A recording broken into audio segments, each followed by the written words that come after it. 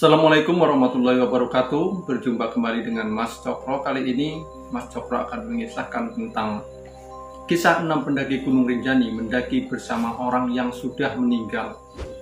Mendaki gunung memang sangat menyenangkan, apalagi bagi anak-anak sekolah di kala liburan ataupun mahasiswa-mahasiswa. Namun terkadang pendakian itu dibarengi dengan pengalaman-pengalaman yang bukan hanya seram tapi juga mistis.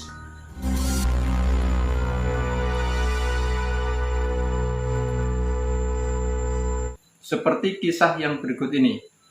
Kisah 6 pendaki Gunung Rinjani mendaki bersama orang yang sudah meninggal. Naam menceritakan kisah horor yang dialami bersama 5 orang rekannya saat melakukan pendakian di gunung. Kejadian tersebut terjadi sejak 2019 silam, di mana ke-6 pendaki itu masih berstatus mahasiswa. Mereka tergabung dari beberapa kampus yang terdiri dari 4 cowok dan 2 perempuan. Pendakian mereka dimulai berawal tanpa rintangan hingga sampai di pos 2 untuk istirahat. Saat itu kebetulan kondisi gunung agak sepi. Sekitar jam 2 sampai di pos 3, mereka melihat sosok perempuan bernama Yeni yang berpakaian lengkap layaknya seorang pendaki pada umumnya. "Sama siapa? Kok sendirian?" tanya salah satu teman Naam. Sesampainya di danau tempat lokasi perkemahan, mereka memasang tenda terus diteruskan dengan makan malam. Yeni adalah sosok pendiam yang menjawab ketika ditanya, tetapi tidak melontarkan pertanyaan. Setelah aktivitas, Naam dan satu temannya lagi masih terbangun untuk menikmati danau segara Gunung Rinjani di malam hari, sementara 4 orang dan Yeni telah berada dalam tenda untuk tidur. Namun pada saat itu Naam dan Eko kaget melihat Yeni tiba-tiba keluar dan berdiri di depan tenda tanpa membuka resleting tenda, lalu berjalan pergi. Keduanya mengejar Yeni, tidak menemukan karena kabut mulai tebal dan keduanya memutuskan untuk kembali.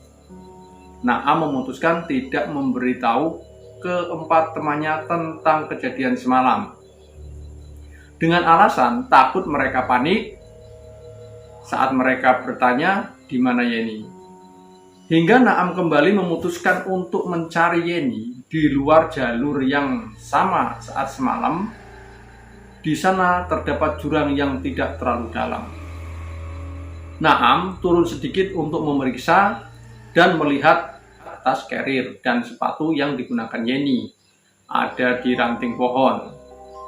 "Aku berpikir Yeni jatuh di jurang saat itu," tutur Naam.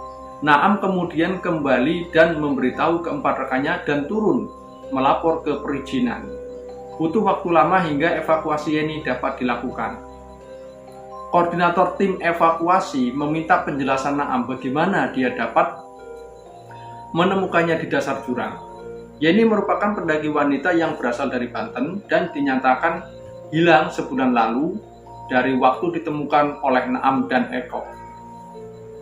Dengan ciri-ciri Yeni, kurus, rambut panjang, menggunakan kacamata, dan orangnya manis.